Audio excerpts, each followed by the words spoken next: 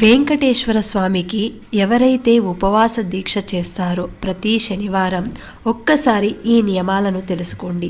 ఎందుకంటే వెంకటేశ్వర స్వామి ఏది కోరినా సరే వరాలిచ్చే వడ్డీ కాసులవాడు. కాబట్టి వ్రతం చేసేవారు శనివారం రోజున తినే ఆహారంలో ఎట్టి పరిస్థితుల్లోనూ నూనె వాడకూడదు. పూర్తిగా నెయ్యితో తయారు చేసిన ఆహార పదార్థాలను మాత్రమే భుజించాలి.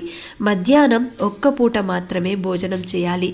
రాత్రి ఫలహారం తీసుకోవచ్చు. మద్యం, మాంసం లాంటివి తీసుకోకూడదు. బ్రహ్మచార్యం పాటించాలి.